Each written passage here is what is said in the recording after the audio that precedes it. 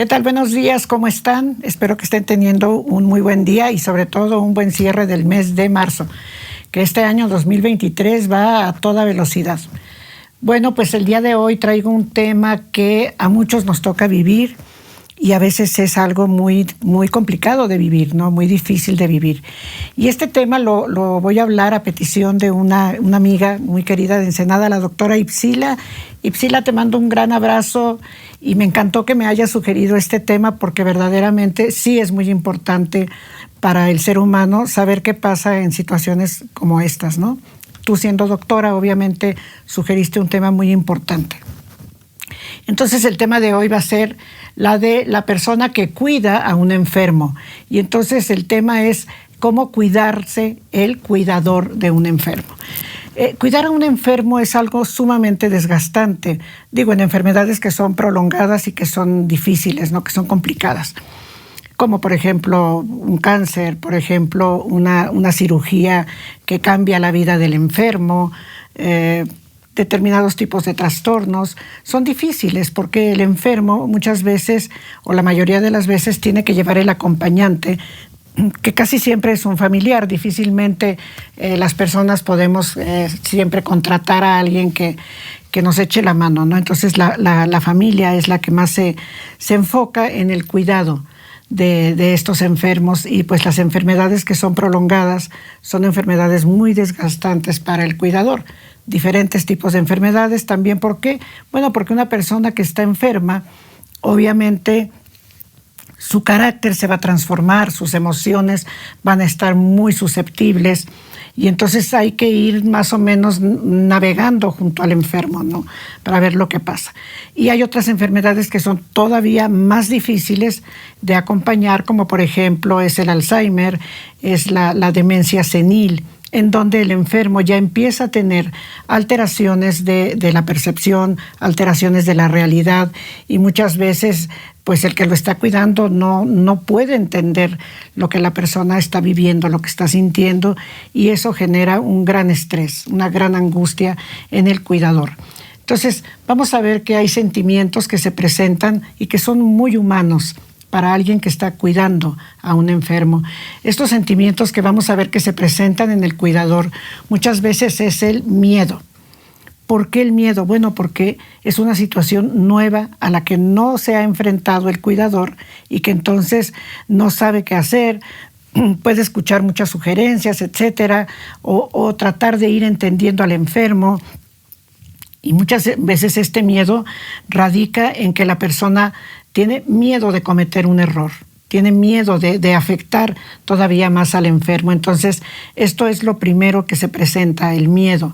Otro también es, por ejemplo, el sentimiento de lástima hacia el enfermo. ¿Por qué? Porque ver a una persona que amamos y ver que esa persona está perdiendo su calidad de salud, pues obviamente genera dolor, pero también genera lástima, que no es un sentimiento inadecuado, el sentir lástima por alguien cuando vemos que esa persona está dejando de tener las capacidades que anteriormente tenía. La culpa, ¿por qué? Porque cuando son personas muy allegadas a nosotros, muchas veces nos surge, a los cuidadores, le puede surgir el sentimiento de culpa, de esto será un castigo, estaré pagando algo con esto. Y ahí viene el sentimiento de culpa, ¿no? De haber hecho algo mal, y entonces que esto que estoy viviendo sea el pago que debo de hacer en la vida.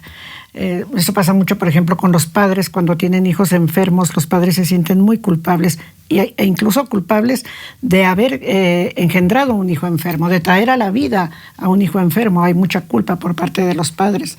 También hay coraje. Ese es otro sentimiento, coraje. ¿Por qué? Porque el cuidador muchas veces dice, bueno, ¿por qué yo? ¿Por qué yo y por qué no otro?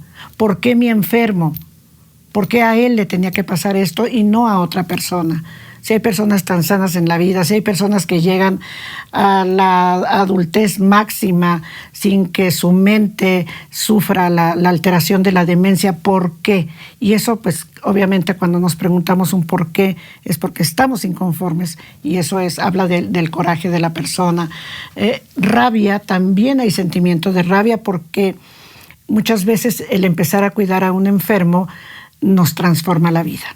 O sea, esa vida que nosotros traíamos, muy cómoda, muy agradable, muy ordenada, pues de la noche a la mañana esa vida se transforma en algo totalmente diferente y muchas veces se tienen que soltar intereses personales, compromisos personales por esta nueva situación, y eso también genera rabia. O sea, los seres humanos somos capaces de poder desarrollar o despertar cualquier emoción. Y ante estas cosas, pues claro que es normal, vaya, ¿no? ¿Y por qué lo estoy diciendo? Porque muchas veces, aparte del sentimiento que se está teniendo, viene un sentimiento más de ser una mala persona. Entonces, no, esto es normal que nos pase cuando nos encontramos en situaciones de este tipo. La angustia, ¿por qué? Porque ¿en qué momento puede terminar esto? ¿En qué momento va a ser el desenlace? Como es algo que se sale del control de la persona, existe la angustia de no saber cuándo y bajo qué condiciones eso va a cambiar, ¿sí? Y va a cambiar a lo mejor de manera que la persona ya sale adelante, se compone y todo, qué bueno, o se empeora la situación, o incluso ante determinadas enfermedades, la angustia de que ese familiar al que estoy acompañando pueda morir. Entonces, esto también se presenta. Sentimientos encontrados que dan miedo y que es imposible poder controlar. Y entonces esto tenemos que estar conscientes, tenemos que estar abiertos, buscar ayuda ante un cambio de vida. El ser humano no se queda así de que, qué bueno, sí, o sea, esto está pasando, no pasa nada, no. Y menos cuando se trata de la vida, de la salud de otra persona. ¿Qué es lo importante que el cuidador tiene que hacer también para poder navegar en la ayuda a otro ser humano que está muy necesitado de ayuda? Bueno, así como el enfermo está necesitado de ayuda, el cuidador también tiene que pedir ayuda, también. Y entonces hay que recurrir a la familia, porque muchas veces es una carga tan pesada que una sola persona no la puede llevar. Entonces hay que pedir ayuda. Muchas veces tenemos amistades que incluso superan el compromiso familiar. Hay amigos que son más acompañantes y más empáticos que la misma familia. Entonces, ser humilde y aceptar que nos ayuden. Cuando llegue alguien y te diga, un amigo o la misma familia, y te diga, oye, ¿sabes qué? Vete a tomar un cafecito y yo aquí me quedo, agárralo, tómalo, ¿sí? ¿Por qué? Porque es necesario. El organismo tiene una capacidad y esa capacidad se va desgastando. Entonces hay que pedir ayuda. ¿Para qué? Para poder seguir adelante también. No negarse momentos de alegría. A veces el acompañar a un enfermo es demasiado triste, demasiado fuerte, y la persona cae en un estado de tristeza precisamente, y empieza a negarse cualquier situación que le genere alegría. Y eso es malo para la emoción, es malo para el físico y es malo para la mente. Entonces la persona tiene que continuar riéndose, platicando de cosas que no sean únicamente la enfermedad que lo tiene en ese momento, lo absorbe. Entonces, darse el permiso de poderse reír, de poder estar alegre, de poder ver un programa de televisión donde suelte carcajadas. Todo eso es sano para el cuidador. ¿Qué otra cosa? Mantener las necesidades básicas. A veces esas necesidades básicas la persona que está cuidando las tiene que modificar, porque a veces el enfermo vive de noche, duerme de día, etcétera. Entonces el cuidador se tiene que adaptar también a los ritmos del enfermo, o tiene que dar medicamentos, etcétera. Y entonces tenemos a veces que modificar nuestro sistema. Si antes se dormía de noche las 8 horas, se desayunaba, comía y cenaba en las horas adecuadas, bueno, a lo mejor hay que hacer una modificación en los tiempos y en los horarios, pero nunca dejar de hacerlo. Si la persona cuidadora empieza a dejar de dormir, va a tener alteraciones físicas, mentales, emocionales y de todo tipo. Si la persona deja de alimentarse, lo mismo. ¿Sí? Entonces, la persona tiene que, es doble trabajo, pero la persona tiene que luchar por mantener todas sus necesidades básicas cubiertas, ¿sí? Sin que esto quiera decir que descuide a su enfermo, ¿no? Simplemente tiene que modificar. La preocupación continua del acompañante de un enfermo va a generar, número 1, estrés. por todos los sentimientos que ya hablé. Va a generar estrés, va a generar angustia. Y el estrés permanente en cualquier ser humano va a bajar las defensas.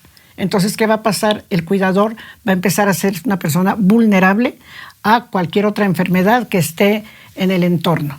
¿Por qué? Porque está perdiendo capacidad. Por eso es importante lo que ya dije, ¿no? Mantener sus hábitos, descansar, reírse, etcétera. Hay que hacerlo porque si no, entonces la persona va a empezar a decaer y va a llegar el momento en que, por más que quiera atender a ese enfermo, pues ya no lo va a poder atender. ¿Okay?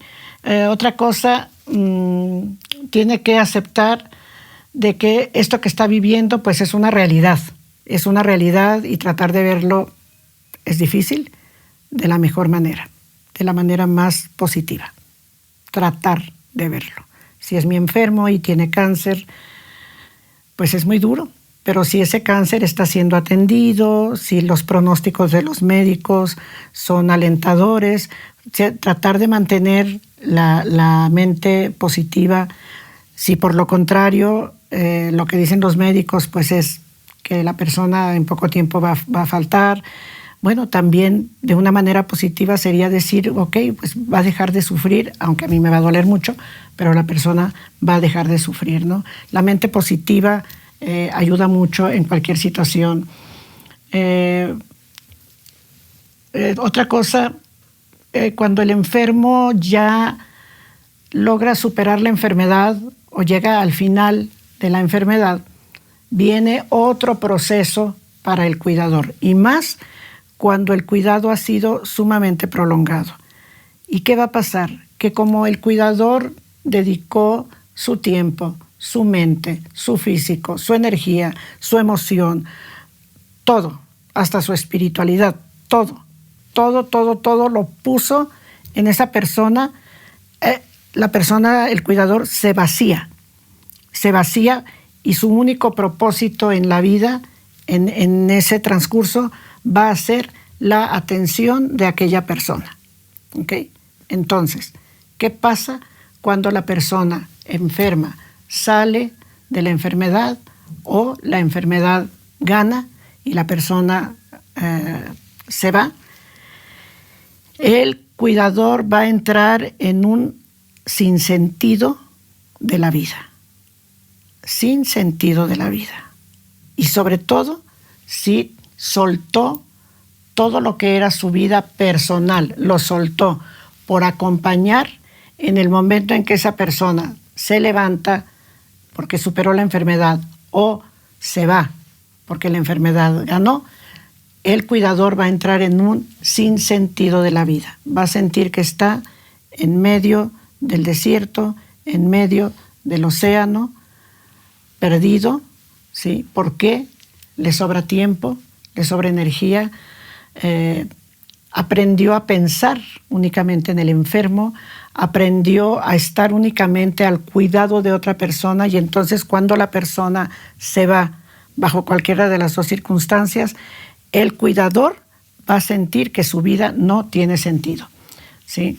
Y esto es algo muy importante. Por eso, cuando el cuidador trata de mantener hasta donde sea posible su calidad de vida, sin sentirse culpable, porque este es otro punto, ¿no? ¿Cómo yo me estoy riendo cuando mi enfermo está agonizando o está muy grave? Pues sí. No te estás riendo de él, no te estás riendo de su enfermedad.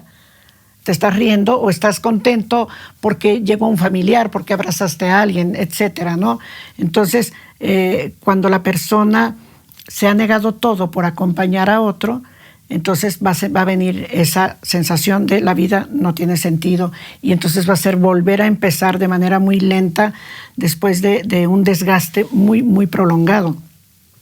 Y entonces la persona tiene que volver a trabajar, tiene que volver a luchar por retomar su vida, por volver a alimentarse, por volver a poner la atención principalmente en él. Entonces esto es muy importante y yo espero que te sirva y no te sientas una mala persona, porque pues culturalmente, desgraciadamente, en nuestro país, que es México, no sé si me estás oyendo en otro país, no sé cómo se maneje, pero en México somos muy culpables. nos enseñaron a ser culpables. De todo nos sentimos mal y de todo nos sentimos culpables y de todo nos sentimos malos. Entonces, y a veces también pues la parte de una religión mal explicada también nos hace sentirnos culpables de cómo yo estoy disfrutando cuando el otro está sufriendo. No es malo, y menos cuando tú como acompañante, como cuidador, tienes que cargar las baterías para poder seguir siendo el sostén de alguien que pues está incapacitado. Entonces yo espero que esto te sirva, o que si lo estás viviendo, pues modifiques lo que tengas que modificar, y si no lo has vivido, pues qué bueno, y si en algún momento la vida te pone en condiciones de tener que acompañar, pues acordarte que sí, el paciente es muy importante, pero si tú vas a estar al lado del paciente, tú también tienes que ser tan importante como él. Pues yo espero que te ayude esto, que te sirva, o si tú no lo estás viviendo, pero alguien lo está viviendo, pues compartirlo, decirle, mira, esto es muy importante que lo entiendas, y quitarnos sobre todo, como digo, culturalmente, muchos prejuicios, muchos complejos que tenemos. De que no, yo cómo me voy a dar permiso de hacer esto si la persona es otra cosa. Nada tiene que ver una cosa con otra. Pues me da gusto haberte dado este video. Espero que te guste, que le pongas manita, dedito, que le piques a la campanita, que lo compartas, por favor. Eso es muy importante también, porque compartir pues es ayudar. ¿Sí? Que tengas un excelente día y nos vemos en el siguiente video. Hasta luego.